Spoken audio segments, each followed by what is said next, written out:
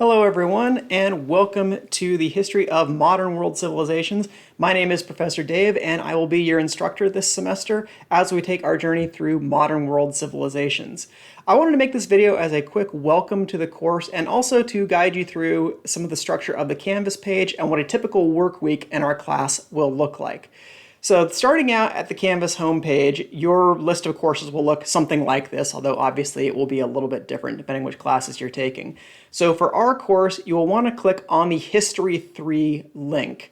I would always recommend that you start by clicking on this link to take you to the home page of our course rather than going directly to either the Assignments or Discussion tab, because you can miss important information if you don't click on the course homepage. So if you go to the home page, it will look mostly like this.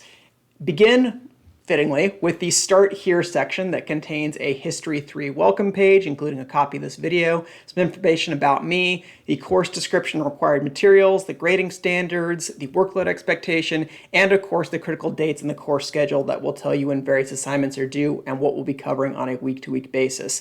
Now there will be dates that will be attached to all of the assigned items on the Canvas course once it goes live, so you will get a weekly to-do list on the home page as well, and this can be helpful for planning upcoming assignments and things like that. So before we get into this, I thought I would just give you a brief overview of why I think this course is worth your time. I think that's a reasonable question to ask since you're about to commit about 16 weeks of time to this course. Why should you be interested in it? One, I think that it's just inherently interesting. I think that history is an interesting subject. Now, not all of you may agree. I know lots of people come into college level history not necessarily having enjoyed the history courses they've taken in the past. My hope is that this will be a little bit different in terms of a course structure. Rather than just being a dispassionate catalog of what happened in the past, we want to delve into controversies and differences in interpretation of history in the past, because history is never an entirely settled enterprise. Like William Faulkner says, that history isn't really past, it's really the present. Just to paraphrase that statement there. James Baldwin says something to the effect of, history is trapped in people and we are trapped in history as well. The past always informs the present, and human beings really have a kind of inherent need for narrative and structure and story in their lives. History gives us the opportunity to tell stories, and particularly to try to tell true and accurate stories. That is really what we're looking for, is how to tell a narrative about the past with some kind of faithfulness to what happened at the time in order to give us an accurate picture. People are always curious about what happened in the past. So I think just the idea that it is inherently interesting is a perfectly reasonable reason to want to take the course. Second of all, I think that it's important in our increasingly global and interconnected world to understand something about other cultures and other societies and the way they interact with one another. The entire enterprise of world history is aimed around that practice of trying to explain why the world looks the way it does. Why is English so prevalent as a language throughout the world? Why do people in the New World speak primarily European languages? Why are so many modern industrial and consumer products made in China? Why does modern democracy look the way that it does? All of these have answers that can be found in the historical record. There are competing narratives for how these different phenomena came to be. And understanding world history means understanding something about the present as well. If everything in the past defines what happens now, is a chain of causality, then understanding what happened in the past will also give you some kind of idea of why the world looks the way that it does. And third, I think it's generally true for history and the humanities in general. This gives you access to a suite of tools for critical thinking and information literacy. Information literacy is probably the key skill of the modern world, because we have a paradox in modern society that never in all of human history has it been easier to get access to good, reliable, accurate information. At the same time, it's also never been easier to get access to complete junk in terms of information that's out there. The signal to noise ratio on the internet can sometimes be a little skewed. And because human beings have a tendency toward things like confirmation bias, we want to look for information that confirms what we already think, this can only sometimes make the problem worse. Add into this modern trends toward just misconceptions, misinformation, and sometimes disinformation, inaccurate information that is purposely put out there, being able to critically evaluate sources and apply a skeptical eye to various claims is absolutely essential for modern thinking human beings, and especially for informed democratic citizens who want to have input on the way that policy is conducted. Having access to accurate and reliable information is absolutely essential. And history is all about practicing that kind of skill, about giving a critical eye and a skeptical eye to sources and looking for what information is reliable, what information is maybe sort of limited by someone's particular lens because of their experiences, because of their cultural baggage, or whatever else, and what kinds of claims can probably be discarded because they're just not reliable. That is more or less what the enterprise of history is, and being able to apply that critical eye to sources in the past will also give us the ability to apply that to sources in the present as well. So those are 3 reasons why I think this course is important, why it'll be worth your time. And those correspond roughly, not in a one-to-one sense, with the student learning outcomes for this course. So those will be helpful things to reinforce as well. Okay, now on to the material for this course. If you click on the course description, outcomes, and required material, you will notice here that I included a picture of the textbook that has this blue cover here. We'll be using Worlds Together, Worlds Apart with Sources, Volume 2, and we're using the Concise 3rd edition. Those are lots of little qualifiers that are on here. You can use the 2nd edition of the textbook. It has a red cover and a picture of a phone, of an old school phone, kind of like this, but slightly different. It is more or less the same textbook. Most importantly, it has the same primary sources at the end of each chapter. When I say primary sources, I mean sources that are produced at the time period that we will be studying.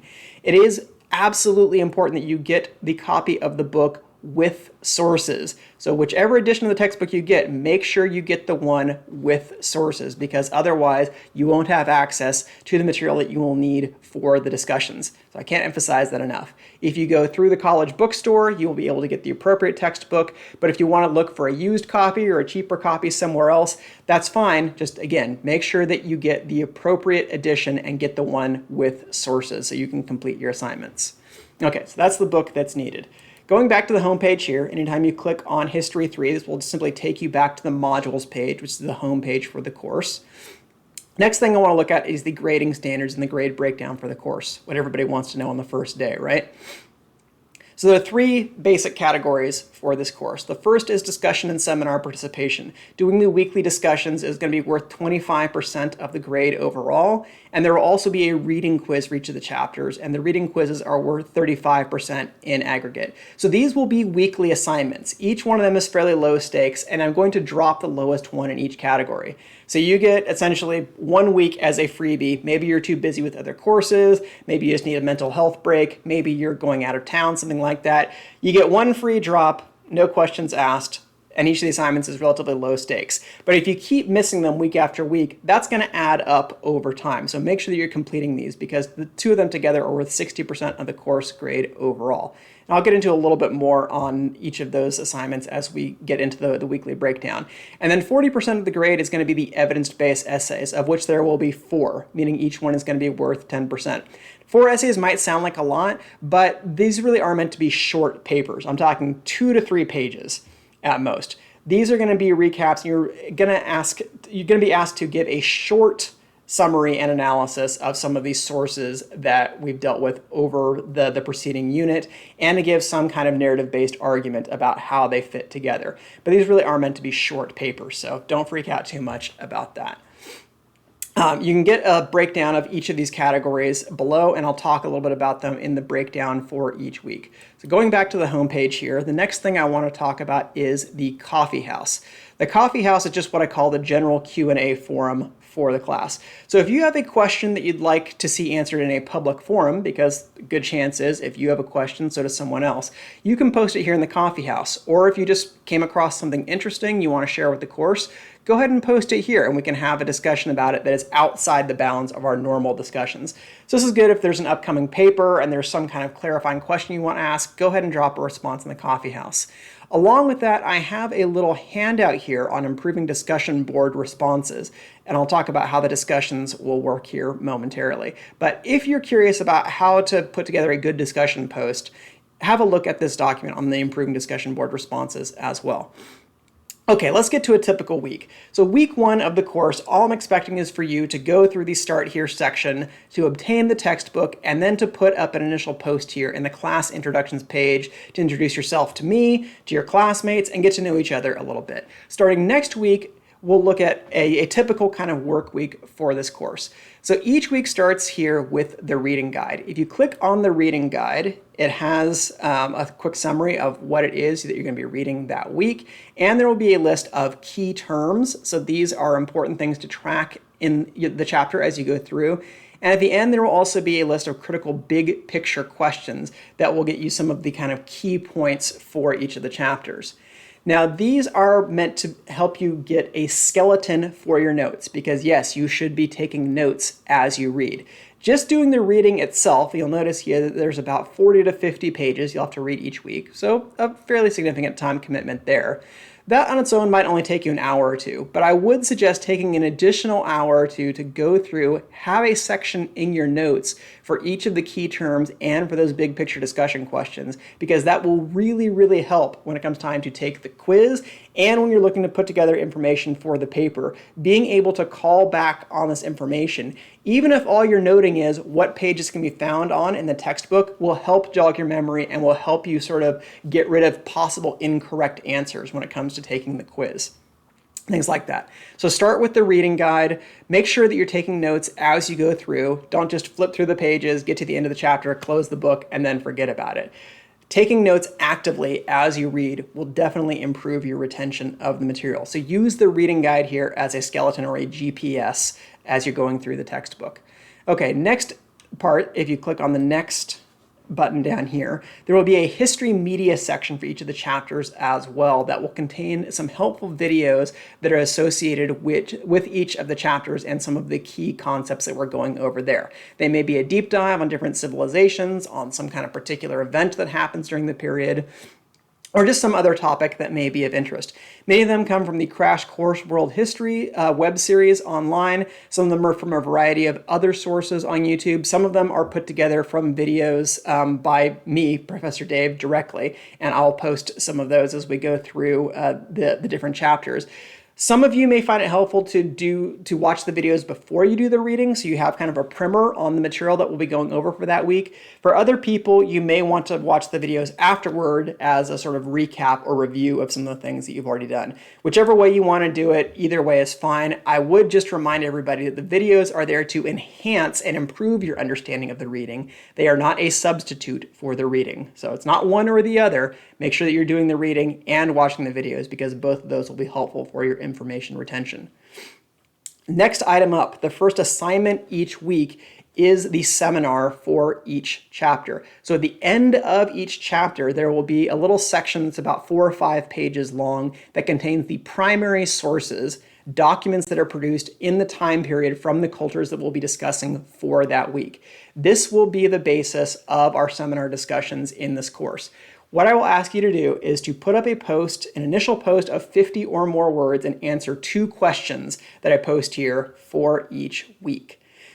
And as long as you're making a good faith effort, you will get full points for this. So don't worry if you are not thinking that you got 100% of the information correct. The discussions give us an opportunity to correct any misperceptions that may arise or misinterpretations that happen during the reading. This is a collaborative enterprise, so I'm just looking for you to put forth a good faith effort. So if you post something and the information is a little bit off or a little bit inaccurate, you're not going to lose points for that as long as you are following the bounds of the assignment.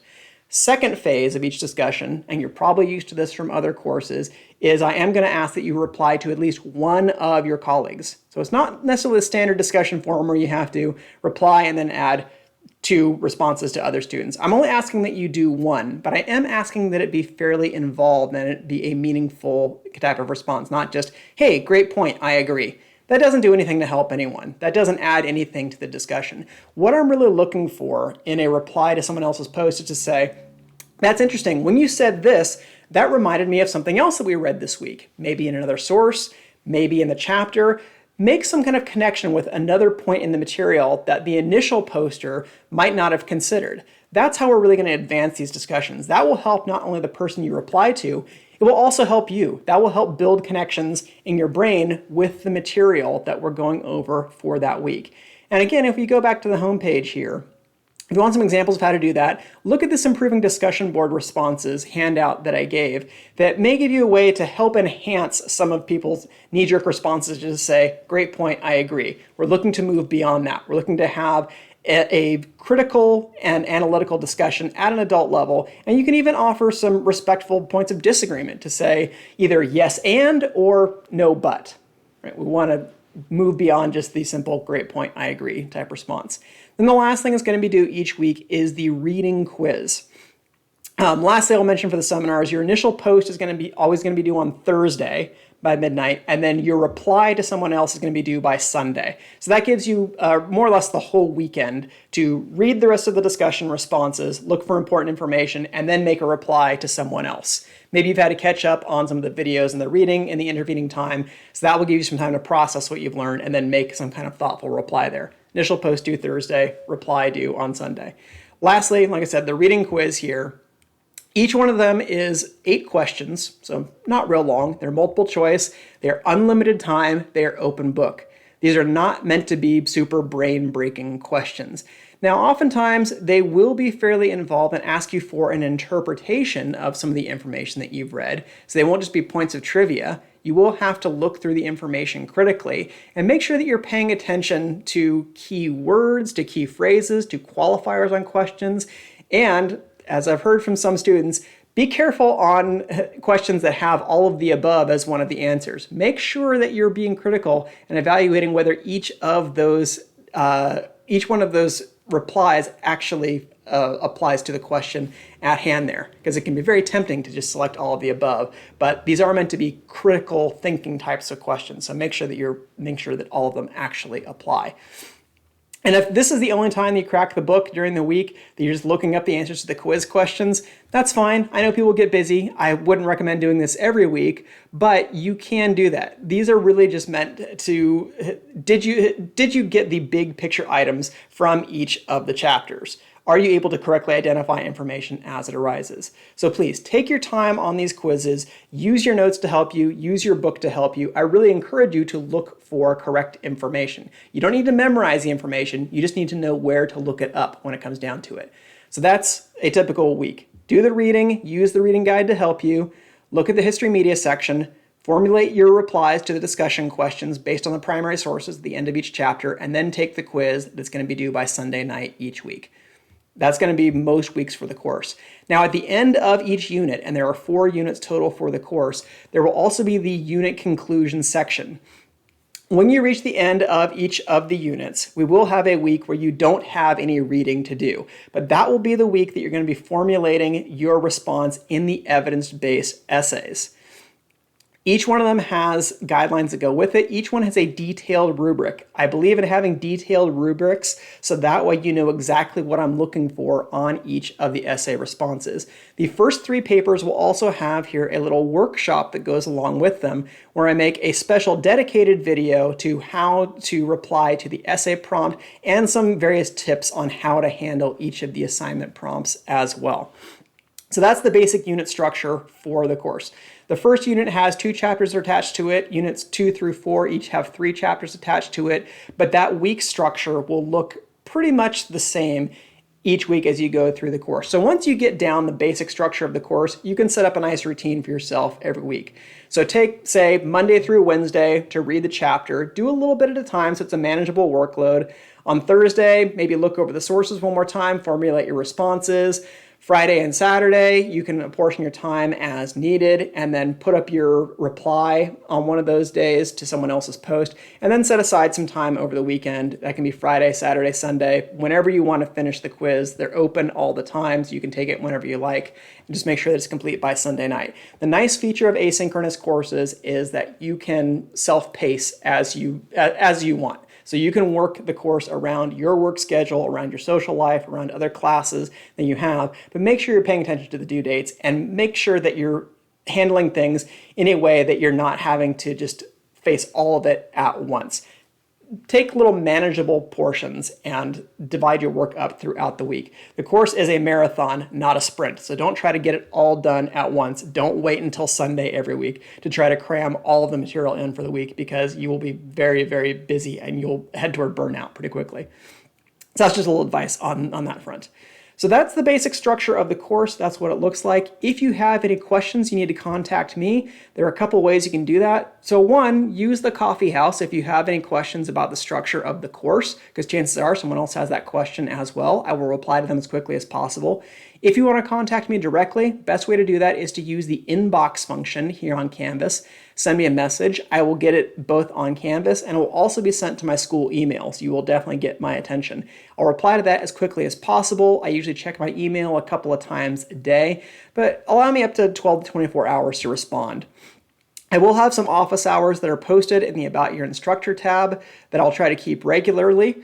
So if you want a quick response, just send me an email or a message during that time period. And if you want to have an individual meeting about an upcoming essay, if you're concerned about your grade, if you want some additional tips on how to handle the readings or things like that, feel free to send me an email and we can set up a one-on-one Zoom appointment. I'm more than happy to do that with you. I am here to try to help you get through the material in the best way that's possible for you. But ultimately, you're the person who has to figure out what works best for you. And I can't help you if I don't know exactly what it is that you need. So please let me know, let me help. If you want to set up a meeting, I'm happy to do that. We'll find a time that works for both of us. Other than that, I look forward to seeing each of your responses in the class introductions and to talking to you throughout the semester. Thanks for watching, everybody, and see you around the course.